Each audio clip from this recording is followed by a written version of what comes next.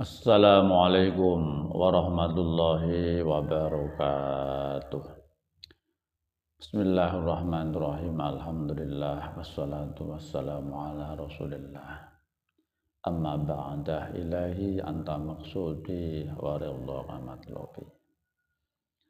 Kali ini kami akan menerangkan tentang wajibnya mengikuti Rasul, karena ada perintah ati Allah wa ati Rasul. Mengikuti Nabi secara lahiriah itu tidak mungkin bisa, karena satu, lain zaman, dua, tidak pernah ketemu, ketiga, yaitu kita umat akhir zaman tidak mungkin bisa ketemu dengan Nabi secara lahir, tidak bisa mengikuti. Artinya kita mengikuti ahli warisnya Nabi karena ada perintah. Karena ada perintah untuk mengikuti para khulafaur rasyidin, pengganti-pengganti Nabi, para ulama-ulama waris. Karena apa? Kalau kita itu hanya mengikuti secara zahirnya Nabi, itu kalau tidak ada ruhnya tidak akan tersambung. Seperti cara berpakaian, itu yang bisa mengikuti hanya para sahabat yang telah ketemu dengan Nabi. Berarti apa yang terjadi zaman akhir bagi umat akhir zaman itu tetap wajib mengada-ngada. Artinya wajib, bid'ah itu wajib, karena tidak mungkin bisa mengikuti Nabi. Yang di situ diwajibkan dalam Al-Quran, ati Allah wa ati Rasul wa ulil amri minkum. Taatlah kamu kepada Allah dan utusannya, dan taat kepada ulil amri. Ulil amri itu selalu ada. Mulai zaman Nabi juga ada ulil amri, zaman sekarang pun ada ulil amri. Ulil amri itu manusia yang rohaniyahnya itu bersambung sampai Rasulullah. Itu artinya kalau kita mengikuti ulil amri di zamanmu sendiri, yang rohaninya telah tersambung kepada Nabi, maka yang kami ikuti itu pasti nyambung. Nah, begitu. Jadi qul in kuntum tuhibbunallaha fattabi'uni yuhibbukumullahu wa yaghfir lakum dzunubakum. Kalau kamu mencintai Allah, ikutilah aku, maka kamu akan dicintai Allah. Maka ikutilah aku, maka kamu akan dicintai Allah dan kamu akan diampuni Allah. Ini berlaku pada zaman sahabat tentunya, karena yang sezaman. Itu yang untuk zaman sekarang itu kita mengikuti jejak Rasul. Kamu harus bisa membedakan antara Rasul dan Nabi. Nah, Rasul itu tiap zaman ada yang menempati pada manusia, karena Rasul itu nurnya Allah. Kalau kamu menganggap sekarang tidak ada Rasul, otomatis tidak ada Tuhan. Karena yang sampai ke dunia ini ada nurnya Tuhan, itu adalah Rasul. Nah, cuma di situ perbedaan zaman, ada perbedaan nama. Kalau sekarang mursyid, Rasul dengan mursyid itu adalah sama, isi yang sama. Rasulullah dan mursyid itu isi yang sama. Itu harus kamu bedakan. Sama-sama nurnya Allah. Rasulullah juga nurnya Allah, mursyid juga nurnya Allah. Yang menempati pada seorang manusia. Kalau Rasulullah menempati pada Nabi, kalau mursyid menempati pada wali yang mursyida, yaitu manusia yang menjadi kekasih Allah, yang dipilih Allah untuk ditempati nur itu. Isinya sama. Seumpama kamu mengatakan mursyid itu Rasul, ya bisa-bisa saja. Nah, tapi saya beri penjelasan bahwa Rasulullah dan mursyid itu sama-sama nurnya Allah dan itu tidak manusia. Yang menempati pada ulil amri. Nah, kita diperintahkan mengikuti pada ulil amri di zamanmu sendiri. Bisa juga ulil amri itu di zamanmu sendiri, karena ulil amri itu ada nurnya Allah yang di bawah, yang di situ harus kita bedakan. Nah, ketahuilah bahwa agama Islam sendiri itu diprediksi Rasulullah Nabi Muhammad zaman 1500 yang lalu. Islam pun sendiri akan rusak. Ya'ti 'alan nasi zamanun mal islamu illa ismuhu wa mal qur'anu illa rasmuhu. Seterusnya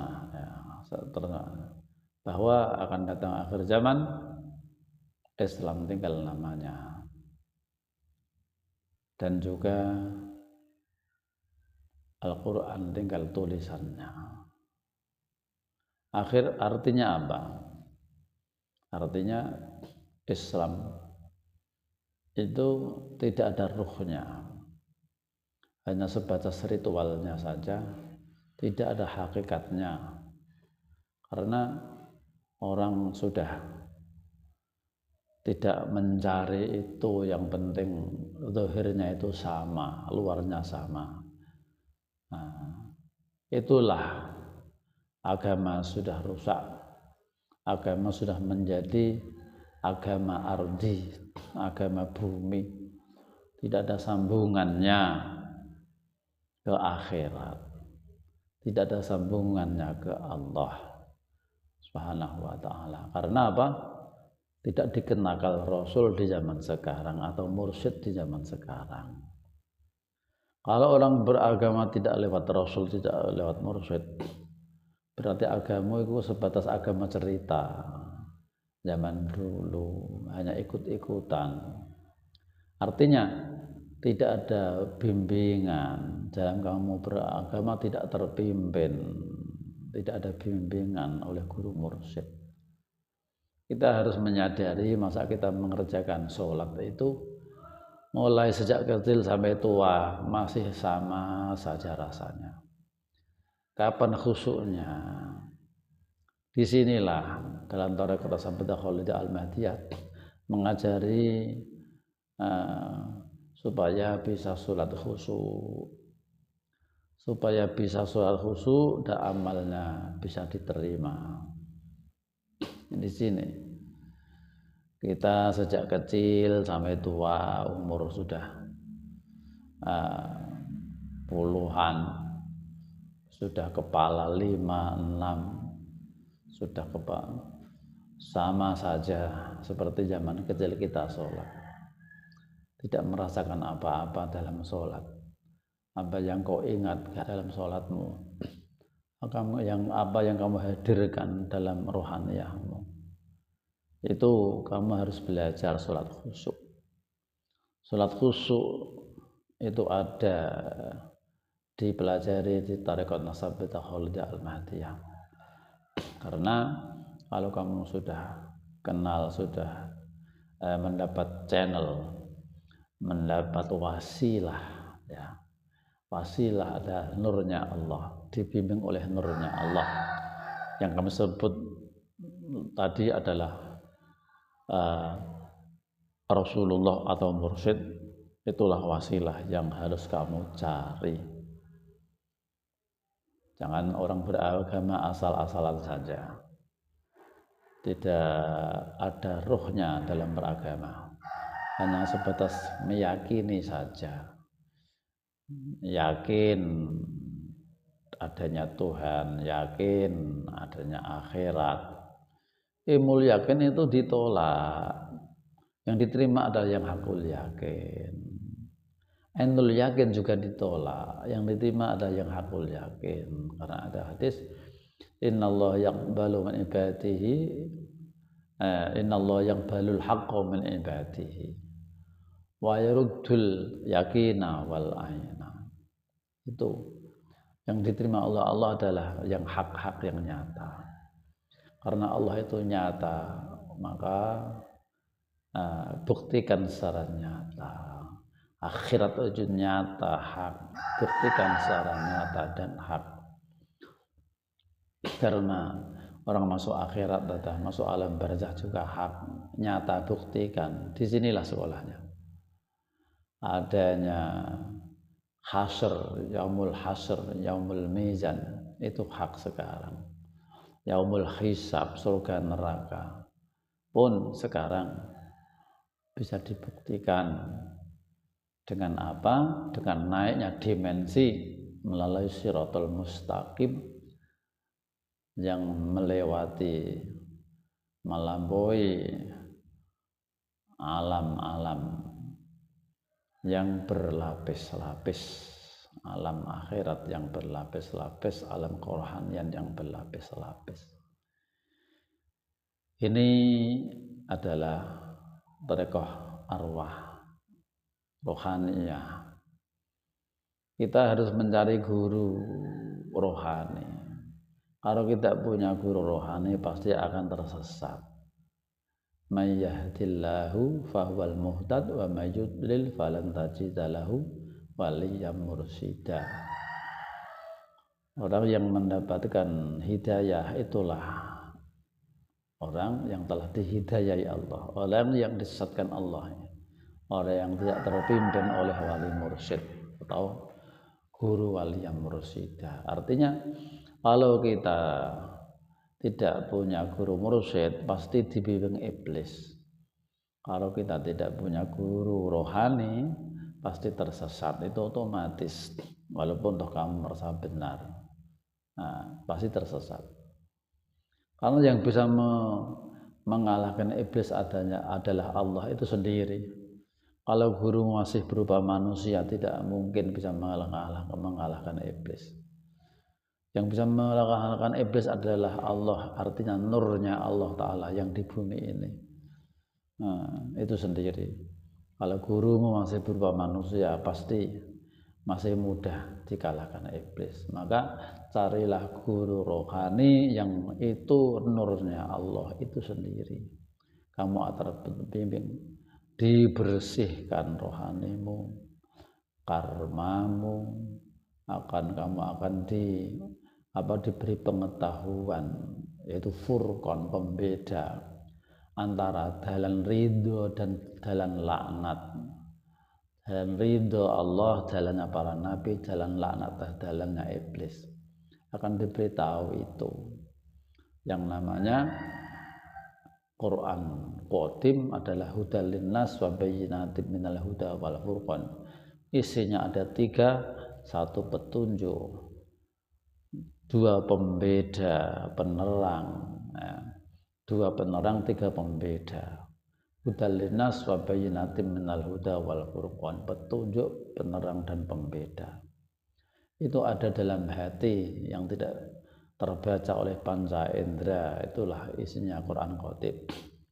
Kamu akan dibimbing oleh guru rohani itu sendiri. Itulah yang harus kamu cari di dunia ini supaya selamat. Ya, sekian, semoga bermanfaat. Ilahi anta maksudi wa ridha kama tulubi. Assalamualaikum warahmatullahi wabarakatuh.